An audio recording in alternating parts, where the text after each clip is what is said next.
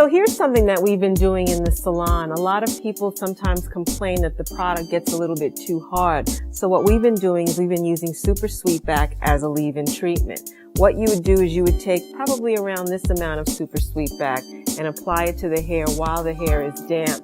And you would do this before you would apply your styling product. So apply it to the hair while the hair is damp all over. And then you would proceed with your styling product. In this case, it's going to be curly pudding. You know, as we've been working with these products in the salon, one thing that we've realized is that your hair does not need to be soaking wet when you're using the products. Your hair actually needs to be damp when you're applying product. So damp hair is good to start off with before you're applying the product to it. If the hair is a little bit too wet, it takes a little too long to dry. And you know, that can be problematic for some people. So we're recommending that you deal with your hair when your hair is in a damp state, not a soaking wet state. And then you apply the product to the hair after the hair is damp. You know, when we started this product line, we didn't know initially that you could really use the products together in the styling phase. But as we've worked with the products more and more in the salon, we realized that you can actually use them together. Using baby buttercream as a base product before you go in with your curly pudding for styling. What that does is it really moisturizes the hair.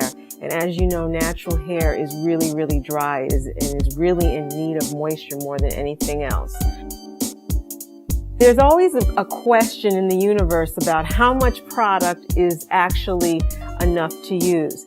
The amount of product that you'd want to use on this amount of hair would be typically about 3/4 of a lid full. You would apply it to the hair all at once and then get into your styling. If you're applying too much product, typically what you may see is flaking. That's a frequent concern that we've gotten. And typically if your hair is flaking, it's because you're using way too much product. Curly pudding is a potent product and you don't really need to use that much in order to get a desired effect. But you do need to have good coverage.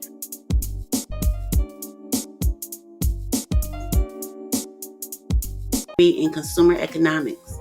From the age, Titi's father always ingrained the importance of controlling your own destiny, and she was able to express this through entrepreneurship. Fresh out of college, she opened a cleaning business with her sister Miko. This proved to be difficult work, so Titi left the business and got a job at WABC TV as the assistant to the news director. While at WABC TV, other opportunities became available to her as a field producer, and her duties included filling in for reporters, conducting interviews, pitching news stories, and research.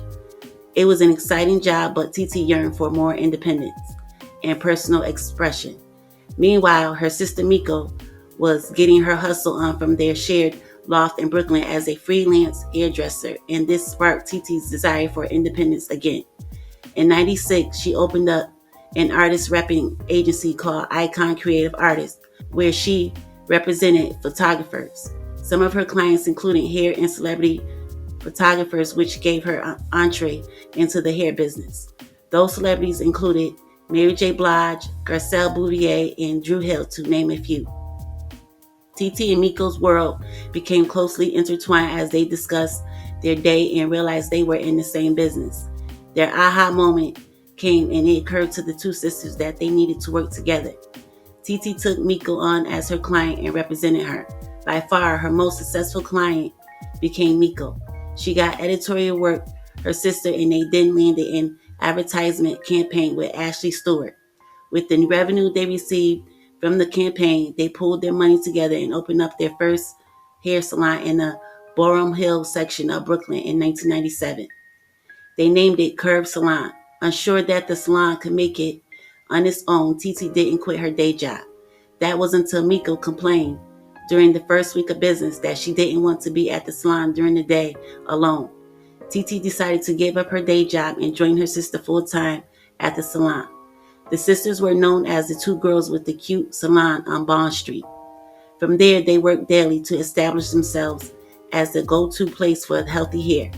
Dedicated to this joint venture with her sister, Titi did everything from sanding floors, painting, construction, consultations, booking appointments, answering phones, greeting customers, public relations, marketing, payroll, and all the things that go along with the day-to-day operations of a business. Titi's contributions ensured that the salon was a success. A short stay after moving their salon, 1 block away from the original location on Bond Street, Curve Salon moved its business to the Bedford-Stuyvesant neighborhood of Brooklyn and Brownstone and got serious about curls, kinks, and waves. Curve Salon developed styling techniques and solutions for this untapped niche market, and Titi pioneered words that were forever part of the lexicon of the curly hair movement. Styling techniques such as shingling were now part of the vocabulary of curly hair. Shingling was a technique Titi developed at the salon. In dealing with their customers' everyday hair care needs, Titi stumbled upon a dilemma. There were simply no products on the market that catered to their clients' hair type. This made her somewhat of a chemist. She often used products off the shelf in creative ways and made her own recipes at the kitchen table. Like her grandmother, Miss Jessie, having a salon proved to be effective because the sisters could test products on their clients. Titi spent many nights at the kitchen table trying to perfect their first curly hair formulation. 2 years later, in 2004, they unveiled their first product, Miss Jessie's Curly Pudding, and it immediately took the curly hair market by storm. Never before was there a product that enhanced the curl and gave it a brilliant shine. From day one, the replies were overwhelming. Customers flocked from all over New York to the little salon in Brooklyn to purchase the miracle products. In 2005, Curve Salon was renamed after their girl's favorite grandmother, Miss Jessie. Not satisfied with one product, Titi developed a second one called Curly Meringue, which could hold curls longer, with moisture as a principal guiding force. Titi introduced Curly Buttercream and later Baby Buttercream. Her product development is a fundamental component of the entire Miss Jessie Curl hair care collection. Rapid recovery, stretch, silkening cream, quick curls, creme de la curl, and curly pudding unscented subsequently followed. Nothing gets put out on the market without Titi's stamp of approval. Today, Miss Jessie's products are well known throughout the hair care industry and have been featured in numerous popular publications, including the Oprah Magazine, Essence, Allure, Lucky, Marie Claire, and many others, as well as appearing on NBC's Today Show. The products are now on the shelves of major chain stores such as Target, CVS, Duane Reade, Walmart, and other various national retailers. Born on June 10, 1969, Titi, with the assistance of her sister Miko, became a self-made multimillionaire.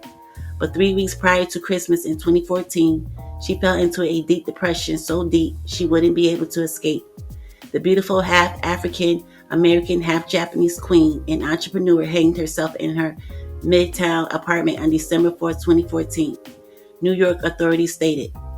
What led to dark place and self-destruction, and who might profit from her tragic demise, were questions at the center of a court battle between the two people closest to her, Sister Titi Branch and Anthony Spadavora, her boyfriend from Pennsylvania, whom Titi loved. Each points blame at each other for Titi's descendant spiral. Titi was under the love spell like many women who fall in love are. Miko claimed in Manhattan Supreme Court papers that Anthony Spadafora kept Titi isolated from the family, manipulated her, and treated her like a human ATM. Titi even changed the beneficiary of her $2 million life insurance policies from her sister to Spadafora because of his continued influence. Miko also stated that her sister's death has been a devastating blow. She told the Post, it was only after Titi's untimely death that they learned more about what she'd been going through and how her affairs were being managed. Anthony Spadafora wielded exceptional manipulation and control over her while fully aware her mental state was severely compromised, referring to Titi's severe depression. In just 2 years, Spadafora, aged 43, managed to extract hundreds of thousands of dollars from Titi to launch his own beard care business, Maestro's Classics. He purchased a $420,000 renovated home in Pennsylvania in a $135,000 interest-free loan. In exchange, Titi received nothing, Miko stated. Titi was ready to kick Anthony out the year before, her S-word, when she found out he sexually propositioned her trainer. But he knew how to keep her in line. Spadafora took extreme measures to stop her, sending compromising photos that he had taken of her. Within days of her death, he peppered her grieving parents with emails claiming he had a new will drafted by Titi giving him 50% of everything. He also took her computer and refused to return it to her family members unless they coughed up Titi's expensive Cartier bracelet, according to court papers. When they did, the computer he returned had its hard drive scrubbed clean. Anthony Spadafora called the charges ridiculous. He claims Titi's bitter falling out with Miko in September 2013 prompted her to change the beneficiary on her life insurance policies and drove Titi out of the company she and Miko started together in 2004. She changed everything, Spadafora said. The sisters loved each other but had different management styles. And as tensions grew, Titi couldn't take the stress, he stated, referring to Miko as the bully of Brooklyn. He proclaimed that the Branch family was trying to paint him as a villain. He met Titi on Match.com in 2012, and the relationship quickly became serious. He said that it was real love. He was dedicated to her. She was dedicated to him, calling Titi his Lady Liberty. The couple traveled to Italy and France, shared homes in New York and Pennsylvania, and wanted to have children. But multiple attempts to in vitro fertilization failed, leaving Titi drained and despondent, her boyfriend told the Post. In December, Spadafora got a call at his Pennsylvania home from a friend concerned about Titi's absence. Spadafora then rushed to her Manhattan apartment. The police were already there. He stated that his love failed. He thought it was good enough if there wasn't a baby. While crying, I smell bullshit. Spadafora says he wanted to make peace with the family. He didn't want to turn into a war. Well, I dug a little further and the Branch family had to fire their first attorney due to some shadiness, and they sued him for withholding documents and other legal paperwork that they were entitled to have. If there are any further details on this case, I'll keep you updated. Okay, y'all, thanks for watching. Please like, share, and subscribe.